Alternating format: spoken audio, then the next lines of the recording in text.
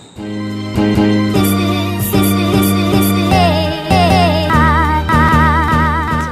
video is part 2 of the mental decluttering. I talked too long, so it ended up being like a 30-minute video, so I thought I would break it down. If you want to see the first part, then click the card, or I'll have a link down below. If you want to see the second part, which is starting on day 23, and just keep on watching. Hey guys, and welcome back to my channel.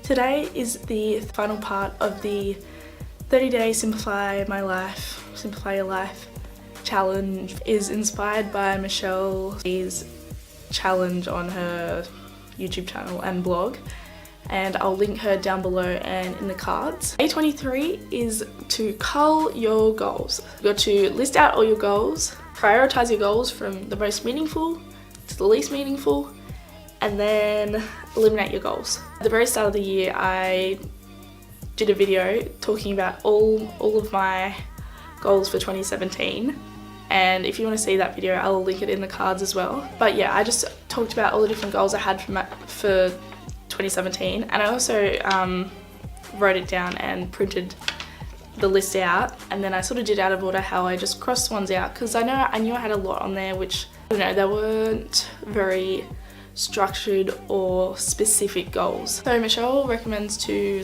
eliminate your goals to have 1, 2, 3. I have 4, but hear me out. The fourth one, which is only use and buy cruelty-free makeup and products.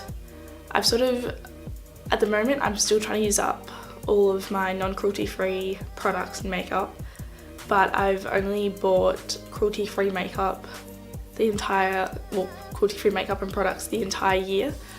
So I think I just left that on the list as like a fourth sort of bonus one, because I've sort of already integrated that into my life, which I thought won't really affect the other 3 that I put down. So the other 3 that I had is to finish my first year of uni, get a job, and travel. Day 24 is define your personal style. So step 1 is to write down 2 words that you want to define your personal style. Step 2 is to create a color palette for your wardrobe. Step 3 is to create a list of things I don't wear. And then step 4 is to create a Pinterest board filled with all of the photos and outfit inspo that you can think of. I had 3 words for that I wanted to define my personal style by. I want to have comfortable, minimal, and classy. Color palette is neutrals and like sort of washed out colors, which you can sort of tell from color of the shirt, sort of like a washed out green. The things I don't wear are mules. I'm sorry, I know they're like in at the moment, but I just really don't like them. I wear tassels and like super busy, crazy prints. And then for the Pinterest board, I didn't do this because I have so many different styles, so I don't know, this day I sort of struggled with, because some days I like to wear what I'm wearing now. So I'm wearing a top like this, and then I've got these long, like, flowy pants. So I've got this style that I like to wear, and then other times I like to wear like the typical workout attire, and then other times I'm just like super girly. I've got the skirt and like a girly top and stuff like that. So I understand that like I could find all those different styles and put them all onto one board, but even then I'm just like, ugh. And I've never had a style inspiration or celebrity inspiration or anything like that. So this day I sort of struggled with for the Pinterest board, but I think I'm sort of fine with my personal style and I enjoy what I wear. I think day 25 is doing a brain dump, and you've got to put everything that's just been floating in your head onto paper or onto your computer, and if you go onto Michelle's blog post or YouTube video, there's like a trigger list which has a list of heaps of things, and it will make you think of something that you've been meaning to do or anything like that. So after you've written everything down, you want to eliminate anything on there that is not something you want to do or not something you need to do, and then organize all the tasks that you have left. So I didn't really have too much, thankfully, but I eliminated some of the things that I didn't need to do, and I organised what I had left and I put that into my Google Keep app. So I have things to do when out and about and things to do at home. So yeah, those are the two sort of categories that I have, and I've got sort of 2 or 3 things under each heading. Yeah, you can organise them however you like, or you can just have one big list. Day 26 is to simplify your to-do list. The first thing to do is to pick out a tool, whether this be writing it down on paper or finding a app on your phone, even if it's just like notes or anything like that. For me, I'm using Google Keep. Then you've got to write down your daily to-do list. So you've got one main focus, and you've got 2 to 4 other things that you want to try and get done. And then the next step is to action your to-do list. So for me, on this day, I had to film a video, then do the bins, then do the washing. Those obviously had a very chilled day that day. And it was actually good because even though when I was filming the video, I was still like thinking, oh, I really should do the bins right now. But it was good just to get that one thing done and then focus on the next thing, and then the next thing. You've got to keep going back to the app that you use for a month. Don't just switch the app up, even though you might think it might not work.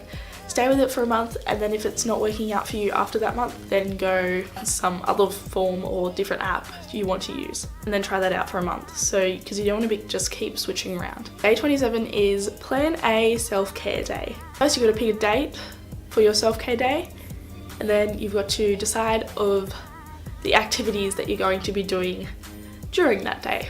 So for me, my self-care day hasn't occurred yet, but it's coming up this week, which I'm super excited about. My plan for the day is to wake up early and go watch the sunrise, then have breakfast at my favourite cafe on the beach while reading a book. And then my best friend got me a voucher for a spa treatment, so I'm gonna go get that done.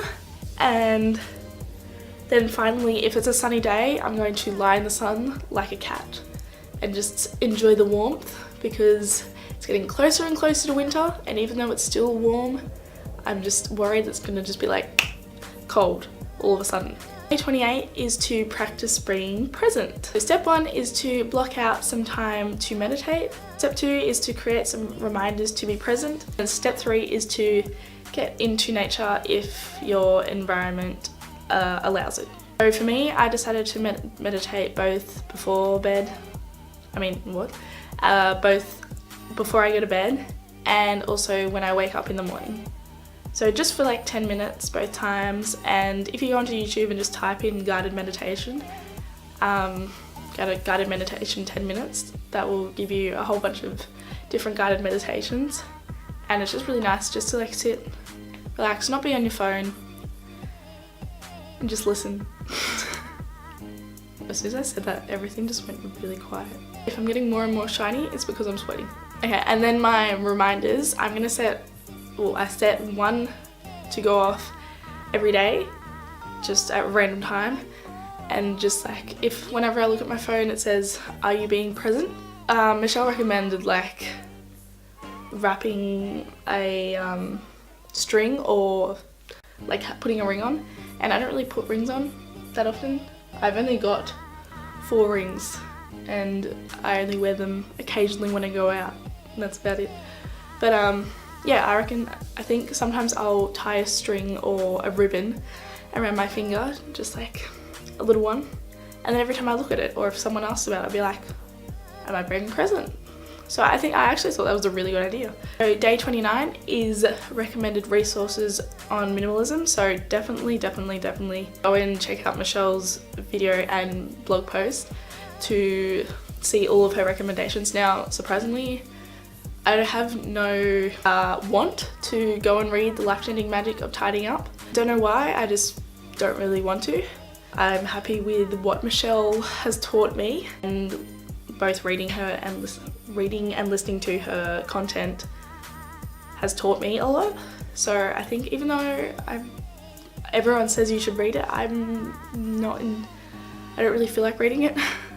But the resource that I chose from her list is the James Clear blog, and I really liked the layout of it and how I haven't read a lot of his stuff yet, but I really like what he's got on there. So Michelle said to not choose more than one or two, just not to overwhelm yourself. But yeah, she has a heap on there, and I'm sure there's a heap more. So you can do your research, or you can go look on her blog or YouTube to find some of the resources that she recommends. Day 30, which is the final day, is just closing out.